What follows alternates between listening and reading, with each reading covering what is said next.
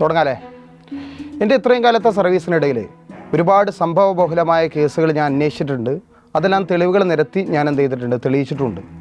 പക്ഷേ ഈ അടുത്ത കാലത്ത് എന്നെ ഒരുപാട് കുഴപ്പിച്ച, പിന്നീട് എന്നെ അത്ഭുതപ്പെടുത്തിയ ഒരു കാര്യമാണ് ഞാൻ ഇതിലൂടെ പറയാൻ ഉദ്ദേശിക്കുന്നത്.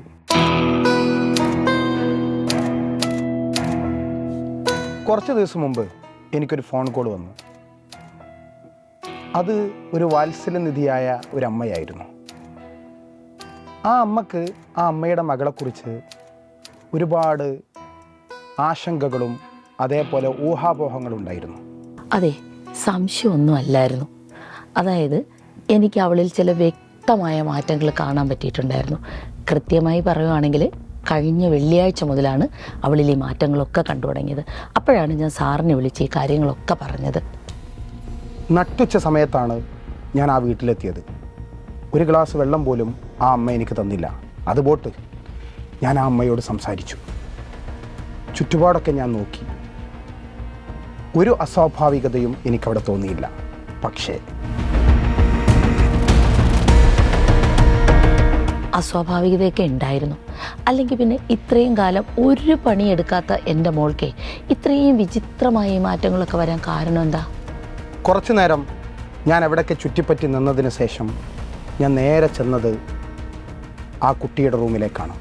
വളരെ അപ്രതീക്ഷിതമായിട്ടാണ് അന്ന് സാറ് പെട്ടെന്ന് എൻ്റെ റൂമിലേക്ക് കയറി വരുന്നത്. പല കാര്യങ്ങളും തിരിച്ചു മറിച്ചൊക്കെ അദ്ദേഹം എന്നോട് ചോദിച്ചു. പക്ഷേ ഈ ചോദിക്കുന്ന കാര്യങ്ങളൊക്കെ അമ്മേൻ്റെ നിർദ്ദേശപ്രകാരമാണെന്ന് അറിഞ്ഞപ്പോൾ എനിക്കത് ശരിക്കും വിഷമമായി. സത്യം പറഞ്ഞാൽ ഞാൻ തകർന്നുപോയി. പിന്നെ സംശയം തോന്നാതിരിക്കുമോ? ഈ കൊച്ച് ഒരു വക ജോലിയും ചെയ്യില്ല. സർവ്വസമയവും മടിപിടിച്ചിരിക്കും. പുസ്തകം എടുക്കില്ല, പഠിക്കത്തില്ല. ഇതിന് നമ്മൾ ചോറ് കൊടുത്തിട്ട് ഒരു കഷ്ണം പൊരിച്ച മീൻ കൊടുത്താൽ അതിൻ്റെ ഒരു വശം മാത്രമേ തിന്നുള്ളൂ. അപ്പുറത്തെ സൈഡ് മറിച്ചിടാൻ അവൾക്ക് മടി. അങ്ങനെയുള്ള അവൾ ഇപ്പോൾ കുറച്ച് ദിവസമായിട്ട് ഞാൻ നോക്കുമ്പോൾ പുസ്തകം എടുക്കുന്നു, കൃത്യസമയത്ത് പഠിക്കുന്നു, രാവിലെ ഉണരുന്നു. ഈ മാറ്റങ്ങളൊക്കെ കണ്ട പിന്നെ നമുക്ക് സംശയം തോന്നൂലേ? അവിടെ എനിക്ക് ഞെട്ടിക്കുന്ന കാഴ്ചകൾ കാണാനിടയായി.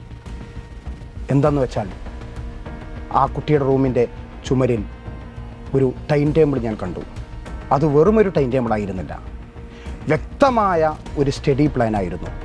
എങ്ങനെ മുന്നോട്ട് പോകണം, എങ്ങനെ പഠിക്കണം, എവിടെ എത്തണം എന്നുള്ള ഒരു വ്യക്തമായ സ്റ്റഡി പ്ലാൻ ആയിരുന്നു അത്. ഇവിടെയാണ് എനിക്ക് കൂടുതൽ സംശയം ഉദിച്ചു തുടങ്ങുന്നത്. എനിക്ക് മനസ്സിലാവുന്നില്ല എന്താ ഇവരൊക്കെ പറയുന്നതെന്നുള്ളത്. ഒരാൾക്ക് നന്നായി കൂടെ? പഠിച്ച് നന്നാവണം എന്ന് ആഗ്രഹിച്ചു കഴിഞ്ഞാൽ പഠിക്കാൻ തുടങ്ങിക്കൂടെ? ശേഷം ആ കുട്ടിയുമായി ഞാൻ വിശദമായി സംവദിച്ചു.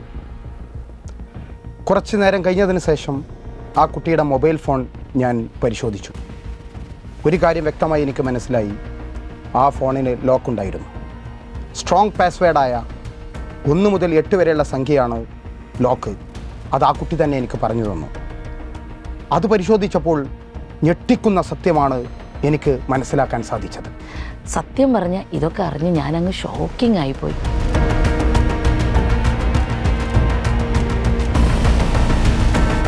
ഒരുപാട് കാലമായിട്ട് ഇങ്ങനെ പഠിക്കണം എന്നൊക്കെ വിചാരിക്കുകയാണ്. പക്ഷേ നല്ലൊരു സ്റ്റാർട്ടിങ് കിട്ടിയിട്ടുണ്ടായിരുന്നില്ല. എവിടെ നിന്ന് തുടങ്ങണം എന്നുള്ള ഒരു ഐഡിയ ഇല്ല. ആരും ഉണ്ടായിരുന്നില്ല ഇതൊന്നും പറഞ്ഞു തരാനായിട്ട്. അപ്പോൾ എൻ്റെ പ്രായത്തിലുള്ള ആൾക്കാരൊക്കെ നന്നായി പഠിച്ച് PSC ജോലിയൊക്കെ നേടുമ്പം ഞാൻ മാത്രം ഇങ്ങനെ എവിടെ എത്താതെ.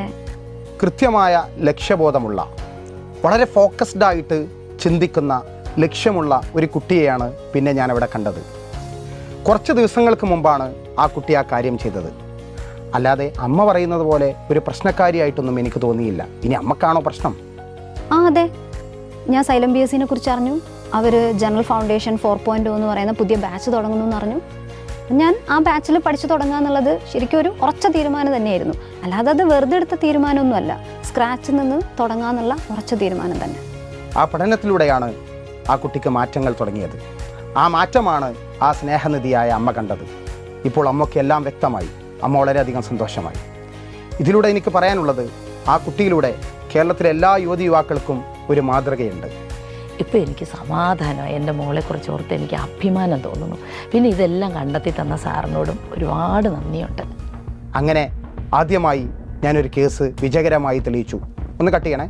ആദ്യമായിട്ടല്ല, പതിവ് പോലെ ഞാൻ വളരെ വിജയമായിട്ട് ഈ കേസ് തെളിയിച്ചിട്ടുണ്ട്. ഇനി മറ്റൊരു ദുരൂഹമായ കാര്യം അടുത്ത എപ്പിസോഡിലൂടെ നമുക്ക് വീണ്ടും കാണാം. Thank you. വെള്ളം കിട്ടിയിരുന്നു സാർ? ഒരു പച്ചവെള്ളം പോലും കിട്ടില്ല.